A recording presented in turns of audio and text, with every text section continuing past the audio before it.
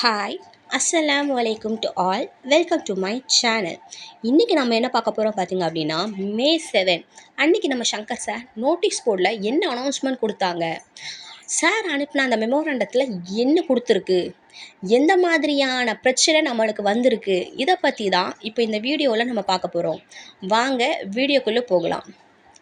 Sir first ஒரு link கொடுத்து இந்த மெமோரண்டம் நம்மளுக்கு சென்ட் பண்ணியிருக்காங்க.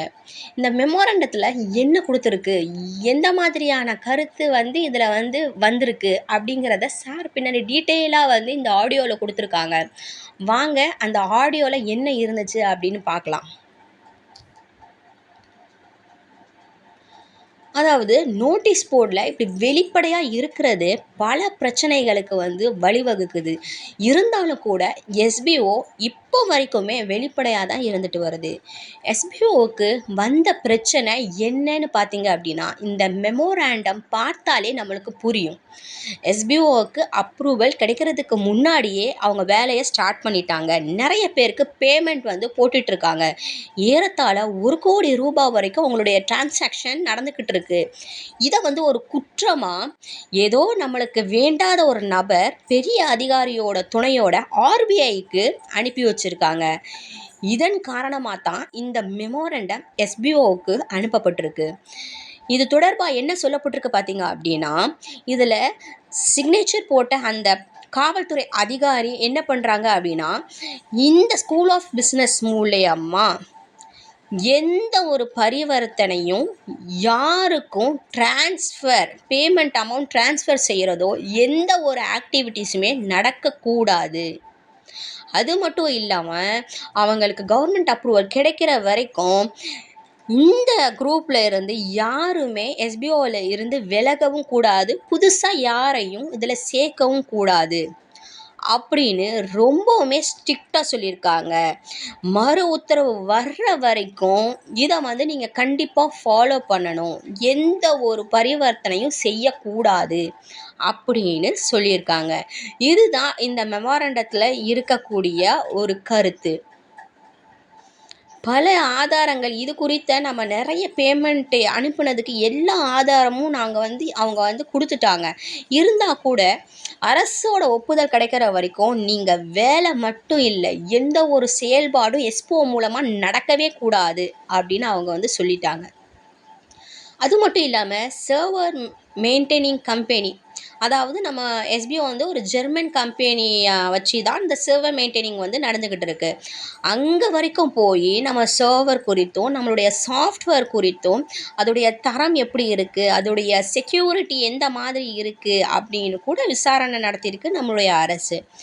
இந்த மெமோரண்டம் கூட நம்மளுக்கு அனுப்புறதுக்கு அவங்க பெர்மிஷன் வாங்கி தான் நம்ம நோட்டீஸ் போர்டில் நம்மளுக்கு ஷோ பண்ணியிருக்காங்க. எஸ்பிஓ வேண்டான்னு சொல்கிற நபர்களுக்கு முன்னுரிமை கொடுத்து அவங்களுக்கு பேமெண்ட் வழங்குறதுக்கு பதிலாக ஏன் எஸ்பிஓ வேணும்னு நினைக்கிறவங்களுக்கு அவங்களுடைய அஃபிலியேட் வேலட் அமௌண்ட்டை தரக்கூடாது? இது பல பேருடைய கேள்வியாக இருக்குது.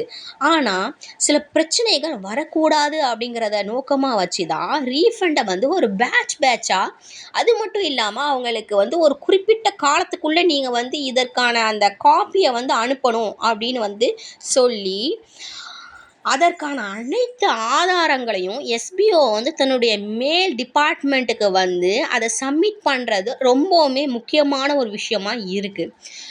ஒரு கம்பெனி நடத்துறதுக்கு தேவையான எல்லா சர்டிஃபிகேட்ஸும் நம்மளுக்கிட்ட கிடச்சிருச்சு. ஆனால் பிற்காலத்தில் எந்த ஒரு பிரச்சனையும் வரக்கூடாதுங்கிறதுக்காக நம்மளுடைய பிளானுக்கு நம்ம அப்ரூவல் வாங்குறதுக்காக தான் இவ்வளோ நாள் காத்துக்கிட்டு இருக்கோம். கண்டிப்பாக நம்மளுடைய காத்திருப்பு வீண் போகாது. பல பேருக்கு சம்பளம் வழங்கிய எஸ்பிஓவால் 2000 நபர்களுக்கு, அதாவது ரீஃபண்ட் ரெக்வஸ்ட் கொடுத்த 2000 நபர்களுக்கு பேமெண்ட் வழங்குறது ஒன்றும் கஷ்டமான விஷயம் கிடையாது. ஆனால் மேலிடம் என்ன சொல்லுதோ அதைத்தான் நம்ம செய்யணும் அப்படிங்கிற ஒரு சிச்சுவேஷனில் இருக்கிறோம். அது மட்டும் இல்லாமல் சில பிரச்சனைகள் வராமல் இருக்கிறதுக்கும் நம்ம அவங்க சொல்கிறத ஃபாலோ பண்ணுறது தான் நம்மளுக்கு இப்போதைக்கு நம்ம பெஸ்ட்டாக இருக்கும். அரசுக்கிட்ட இருந்து நம்மளுக்கு ஒப்புதல் கிடைச்சிருச்சுன்னா அன்னைக்கு எஸ்பிஓ வச்சது தான் சட்டம். நமக்கு ஏற்ற மாதிரி எஸ்பிஓ சூப்பர் டூப்பராக லான்ச் ஆகும். இப்போதைக்கு ரீஃபண்ட் அண்ட் வித்ட்ரா ஆப்ஷன் வந்து ஸ்டாப் பண்ணி வச்சுருக்காங்க. இந்த மெமோரண்டம் பொய்ன்னு சொல்கிறவங்க கூட இன்னும் இருந்துக்கிட்டு தான் இருக்காங்க. ஆனால் சொல்கிறதுக்கு முன்னாடி கொஞ்சம் சிந்திச்சு சொல்லணும். கிட்டத்தட்ட 2 மாத காலமாக பிளானுக்கு அப்ரூவல் கிடைக்கிறதுக்காக சார் ஓடிக்கிட்டு தான் இருக்காங்க.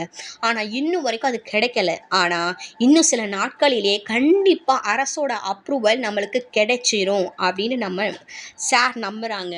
அதே நம்பிக்கையை நம்மளுக்கும் கொடுக்குற விதமாக அதை ஆடியோவில் ஷேர் பண்ணியிருக்காங்க.